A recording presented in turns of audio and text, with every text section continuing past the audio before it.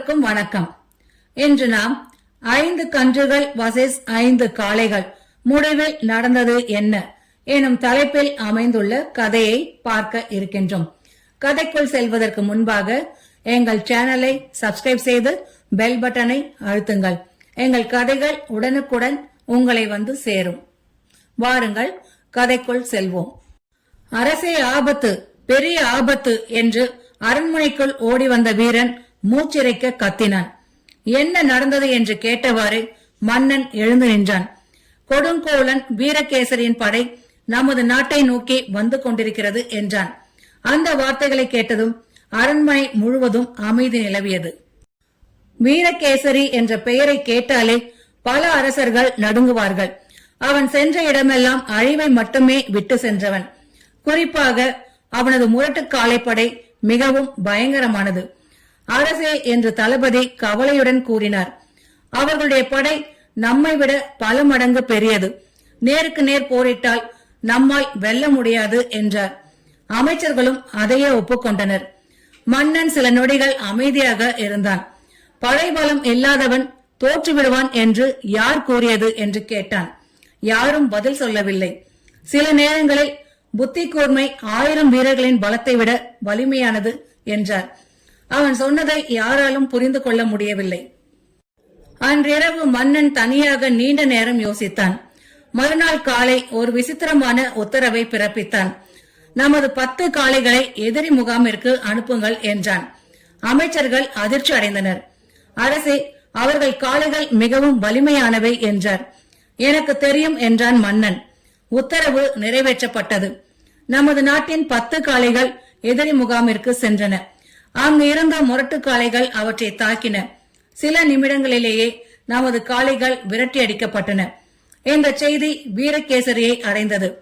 செய்தியை கேட்ட வீரகேசரி உரக்க சிரித்தான்.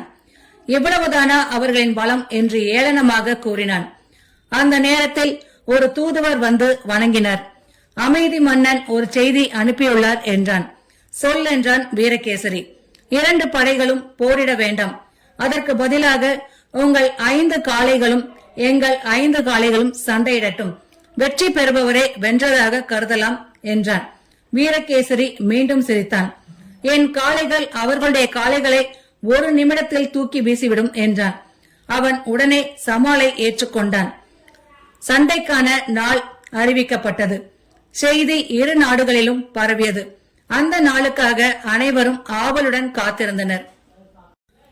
ஆனால் அந்த நேரத்தில் மன்னன் யாருக்கும் தெரியாமல் ஒரு ரகசிய வேலை செய்து கொண்டிருந்தான். அவன் 5 கன்றுக்குட்டிகளை தேர்ந்தெடுத்தான். அவற்றை ஒரு நாள் முழுவதும் தாய் பசுக்களிடமிருந்து பிரித்து வைத்தான். பசியால் அவை தவித்தன. தங்கள் தாயை பார்க்க முடியாமல் அவை தொடர்ந்து கத்திக்கொண்டே இருந்தன. மறுநாள் காலை அவற்றின் சிறிய கொம்புகளில் மிகவும் கூர்மையான ஊசிகள் கட்டப்பட்டன. இதற்கான காரணம் யாருக்கும் புரியவில்லை. சண்டை நாள் வந்தது. பெரிய மைதானத்தில் ஆயிரக்கணக்கான மக்கள் திரண்டிருந்தனர். வீரகேசரியின் 5 காளைகள் கம்பீரமாக உள்ளே வந்தன. அவற்றின் காலடி சத்தம் மண்ணையே அதிர வைத்தது. அவற்றை பார்த்த மக்கள் பயந்து போனார்கள். இவைகளை எப்படி வெல்ல முடியும்? இன்று நம் நாடு தோற்றுவிடுமோ என்று மக்கள் பேசிக் கொண்டனர். வீரகேசரி பெருமையுடன் சிரித்துக் கொண்டே நின்றான். உங்களுடைய காளைகளை அழைத்து வாருங்கள் என்று கத்தினான்.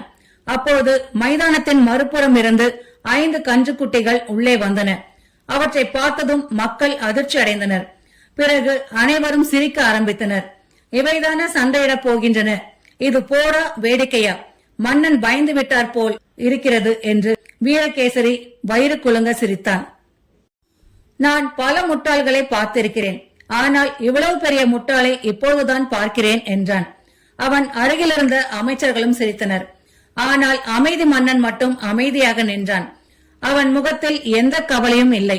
சண்டையை அறிவிக்கும் முரசு முழங்கியது. அடுத்த கணமே கன்றுக்குட்டிகள் வேகமாக ஓட ஆரம்பித்தன.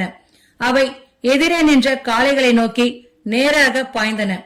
அவற்றுக்கு அது எதிரி என்று தெரியவில்லை. பசியால் வாடிய அவை அந்த காளைகளை தாய் பசுக்கள் என்று நினைத்தன. ஒரே வேகத்தில் சென்று அவற்றின் வயிற்றில் வாயை வைத்தன. அந்த நேரத்தில் அவற்றின் கொம்புகளில் கட்டப்பட்டிருந்த கூரிய ஊசிகள் காளைகளின் வயிற்றை கிழித்தன. காளைகள் ஆ என்று அலறின. ஒரு காளை பின்னால் தாவியது, மற்றொன்று தரையில் விழுந்தது, இன்னொன்று வலியால் சுழன்று கொண்டிருந்தது. சில நொடிகளில் 5 காளைகளும் பலவீனமடைந்து தரையில் சாய்ந்தன. மைதானம் முழுவதும் அமைதியாகிவிட்டது. சில கணங்கள் யாராலும் பேச முடியவில்லை. பிறகு மக்கள் ஆரவாரத்தில் வெடித்தனர். வாழ்க மன்னன், வாழ்க புத்தி கூர்மை, நமது நாடு வென்றுவிட்டது என்ற கோஷங்கள் வானத்தை அதிர செய்தன. அமைதி மன்னனின் வீரர்கள் ஓடி வந்து தோற்ற காளைகளை எடுத்து சென்றனர். வீரகேசரி அதிர்ச்சியில் உறைந்தபடி நின்றான். அவனால் இன்னும் நடந்ததை நம்ப முடியவில்லை. அவன் மனதில் ஒரு பயம் உருவானது. இந்த நாட்டின் கன்றுக்குட்டிகளுக்கே இவ்வளவு தந்திரமும் சக்தியும் இருந்தால் இவர்களின் காளைகள் எவ்வளவு வலிமையானவையாக இருக்கும், அவர்களின் வீரர்கள் எவ்வளவு புத்திசாலிகளாக இருப்பார்கள் என்று எண்ணினான். அன்றிரவு அவனால் தூங்க முடியவில்லை. மறுநாள் காலையில் அவன் தனது அமைச்சர்களை அழைத்தான். நாம் இந்த நாட்டுடன் போரிட வேண்டாம் என்று கூறினான். ஏன் அரசே என்று அவர்கள் கேட்டனர். படைபலம் மட்டும் போரை வெல்லாது, இவர்களிடம் அதைவிட பெரிய ஆயுதம் இருக்கிறது என்றான். என்ன ஆயுதம் என்று கேட்டனர். அறிவு என்றான். அடுத்த நாளே வீரகேசரி அமைதி மன்னனை சந்திக்க வந்தான். நான் போருக்காக வரவில்லை என்றான். சமாதானம் பேச வந்துள்ளேன். அமைதி மன்னன் புன்னகைத்தான். அதுதான் உண்மையான வெற்றி.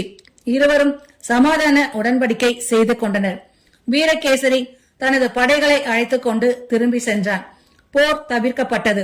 மக்கள் மகிழ்ச்சியில் திளைத்தனர்.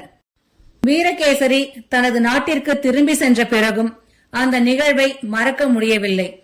அரண்மனையின் ஜன்னல் அருகே நின்று நீண்ட நேரம் சிந்தித்துக் கொண்டிருந்தான். என்னிடம் ஆயிரக்கணக்கான வீரர்கள் இருந்தார்கள். பலமான காளைப்படை இருந்தது. ஏராளமான ஆயுதங்கள் இருந்தன. ஆனால் அவை அனைத்தையும் ஒரு மன்னனின் புத்தி கூர்மை தோற்கடித்து விட்டதே என்று தனக்குத்தானே கூறிக்கொண்டான். அன்று முதல் வீரகேசரி மாற ஆரம்பித்தான். தேவையில்லாத போர்களை நிறுத்தினான். அண்டை நாடுகளுடன் நட்புறவை வளர்த்தான். தம் மக்களின் நலனில் அதிக அக்கறை செலுத்தினான். மறுபுறம் அமைதி மன்னனின் நாட்டில் மகிழ்ச்சி வெள்ளம் பெருக்கெடுத்தது. கிராமங்கள் தோறும் கொண்டாட்டங்கள் நடைபெற்றன. மக்கள் தங்கள் மன்னனை பாராட்டினர். நமது மன்னன் வாளால் வெல்லவில்லை, அறிவால் வென்றார் என்று பெருமையாக பேசிக் கொண்டனர். குழந்தைகள் கூட அந்த நிகழ்வை கதையாக கேட்டு வளர்ந்தனர். ஆண்டுகள் பல கடந்த பிறகும் அந்த போரின் கதை மக்கள் மத்தியில் வாழ்ந்து கொண்டே இருந்தது. பெரிய படை இல்லாவிட்டாலும் சரியான நேரத்தில் சரியான யோசனை இருந்தால் எத்தகைய ஆபத்தையும் வெல்ல முடியும் என்பதை அந்த கதை தலைமுறை தலைமுறையாக சொல்லிக் கொடுத்தது. அன்று ஒரு நாடு வென்றது மட்டுமல்ல, அகங்காரத்தின் மீது அறிவு வென்றது, படைபலத்தின் மீது புத்தி கூர்மை வென்றது, பயத்தின் மீது தன்னம்பிக்கை வென்றது. அதனால்தான் என்றும் மக்கள் கூறுகிறார்கள், 1000 வீரர்கள் செய்ய முடியாததை ஒரு புத்திசாலித்தனமான சிந்தனை முடித்துவிடும் என்று. இந்த கதை உங்களுக்கு பிடித்திருந்தால் லைக் செய்து நண்பர்களுடன் ஷேர் செய்யுங்கள். மீண்டும் இது போன்ற சுவாரஸ்யமான கதையுடன் உங்களை சந்திக்கின்றேன். நன்றி.